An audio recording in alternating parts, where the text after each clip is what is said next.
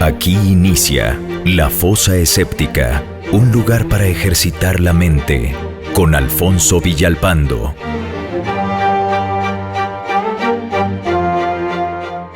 Hace tiempo leí un artículo en el que el autor presumía demostrar la existencia de Dios agarrándose de la teoría de la evolución de Darwin y diciendo que estaba llena de incoherencias y errores. Para ser precisos, pues la ponía por los suelos.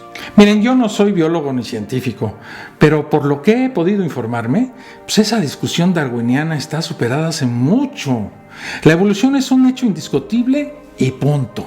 En dicho artículo, el autor se burlaba de las pretensiones por parte de la ciencia de que la vida hubiera surgido por azar. El artículo se preguntaba que cómo es posible que un orden que se ve tan claro como el de todos los órganos del cuerpo humano, poniendo como ejemplo el trillado ejemplo del ojo, como el perfecto orden de los astros, como la colocación a propósito del sol y de la luna y un largo etcétera de ajustes, que según él era imposible que sucedieran si no es por una clara intención divina, pudieran haberse producido sin más que por puro azar. Una vez más salió a colación el asunto tan manoseado del reloj y el relojero. Pero una vez más se cumplió la regla. Se olvidó del diosero, esto es, del creador de dioses. No puede existir un reloj sin relojero, y es cierto. Por ello dicen esos pseudofilósofos que no puede haber un universo sin Dios. No vamos a hablar una vez más del principio de parsimonia ni de la navaja de Occam, ya que no sirve de nada. Ya sabemos que los principios de la lógica son solo válidos cuando benefician al creyente, pero no cuando esos mismos principios son presentados por el ateo en contra de los argumentos de los creyentes y pierden mágicamente su validez. Simplemente me dedicaré a quejarme de un Dios tan inútil e impotente como el que resultaría si tal universo hubiera sido hecho con toda la sana intención y sana teología divina. Pues bien, hay algo que no me cuadra. Si Dios hubiera planeado crear al hombre, y no me explico para qué un Dios quisiera la compañía de un ser tan insignificante como el ser humano, con todas sus necesidades, pues la verdad no entiendo por qué tuvo que crear a todo un universo como medio de apoyo logístico. Me explico. Está bien si crea a un bicho orgánico como el hombre, pues que lo haga a partir del barro. Es fácil para un Dios todopoderoso, ¿no? Está bien que para crear a su pareja lo haga a través de una costilla del hombre. Al fin y al cabo, para un mago como Dios, la hubiera podido crear de un simple moco nasal. Eso es lo de menos. Lo que no acabo de entender es que para que el hombre tuviera luz, creara un foco de enormes dimensiones, pues que ya llevaba quemándose millones de siglos antes de que apareciera dicho bicho viviente, y lo colocara a 150 millones de kilómetros de la Tierra, con el consiguiente despilfarro de energía. Si lo hubiera colocado a unos pocos miles de kilómetros, no habría sido necesario que el Sol fuera tan bestial. Pero no le bastó con eso, sino que se sacó de la manga otro foco, bastante menos potente para la noche. Pero eso sí, no todas las noches, solo algunos pocos días al mes. Me imagino que Dios pensó en el recibo de la luz cuando la hizo, ¿no? A la luna. A todo esto, quiero decir que el hombre puede estar agradecido a su creador por tanto detalle que le puso a su casa, ¿verdad? Pero sigamos. ¿Quién es capaz de crear todo un universo de la nada? ¿Quién es capaz de crear a un humano del barro? ¿No podía haberle dotado de unos ojos infrarrojos tanto para el día como para la noche? No entiendo tanto despilfarro detrás de un simple e insignificante ser. ¿Y las estrellas? De adorno. ¿Acaso no son bonitas las estrellas de la noche? Sí, ¿no? ¡Qué detalle! Para que luego los ateos vayamos por ahí despotricando contra ese Dios. ¡Qué desagradecidos somos! Millones y millones de estrellas para hacer bonito el firmamento. No importa que haya cientos de millones de ellas cuya luz nunca nos llega. Dios no quiso escatimar en nada con su amado bichito, ¿verdad? Bien, vamos a ver más cositas.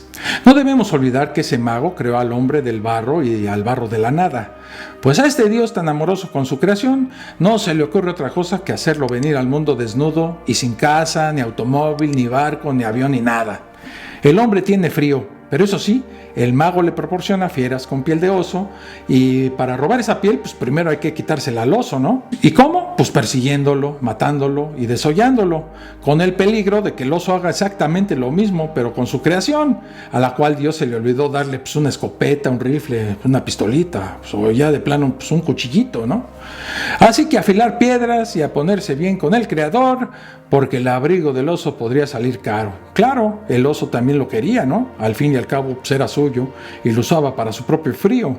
¿Acaso a quien Dios le ha puesto a su disposición todo un astro de helio, una luna y a todo un sinfín de estrellas enormes repartidas por el firmamento, no podía hacerle un armario lleno de modelos de primavera, verano, otoño e invierno sin que tuviera que ir a joder al hermano oso? Pues no, a ese Dios no le gusta eso de darle demasiados caprichos al humano. O sea que se dijo a sí mismo, yo lo pongo en el planeta, le doy luz, pues, pero el resto que se lo consigue él solito. Pues qué bien. Y eso es lo que hemos venido haciendo, ¿verdad? Conseguirnos nuestras propias cosas nosotros solitos. Pero sigamos.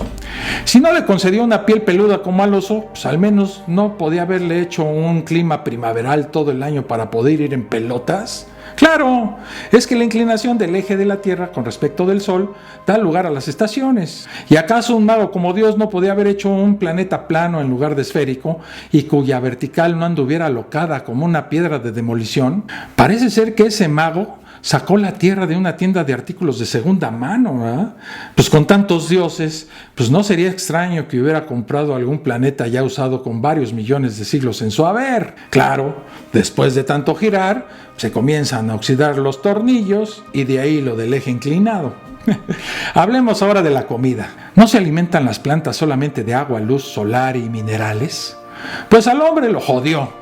El hombre no puede vivir solo de la luz solar y del agua, sino que tiene que comer algo más sustancioso y nutritivo. Para ello Dios le puso el gusto en la lengua a través de unas papilas gustativas que hacen que al nene le guste el asado de cabra, de ternera, de pollo, de faisán, la langosta y un montón de cositas deliciosas. No se contentó con hacerlo vegetariano como a las cabras o a las vacas y encima no le proporcionó restaurantes, sino que tuvo que practicar el self-service corriendo detrás de los conejos, de las cabras o de cualquier otro animalejo que se pusiera a tiro. Bueno, a veces era al revés, ¿eh?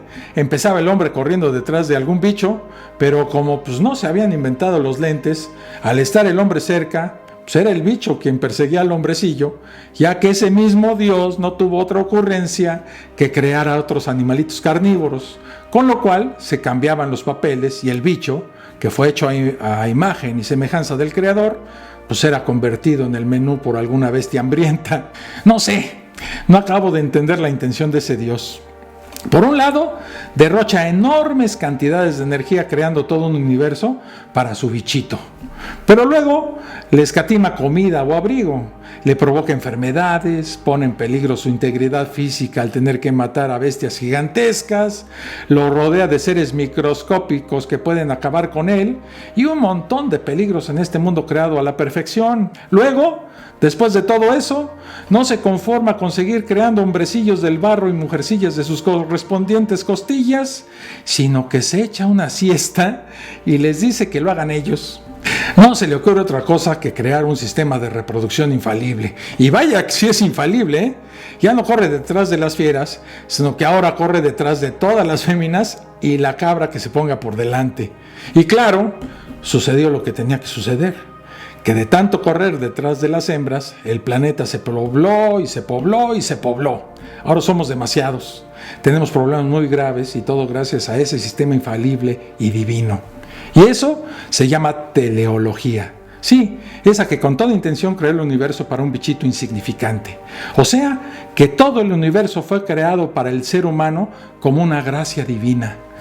¿Y para qué necesitaba el hombre antes de nacer ser creado?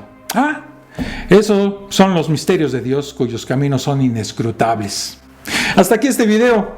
No te olvides de suscribirte al canal, activar la campanita para que te avise cuando haya un contenido nuevo. Hasta el próximo video. Un abrazo. Esto fue La Fosa Escéptica, un lugar para ejercitar la mente, con Alfonso Villalpando.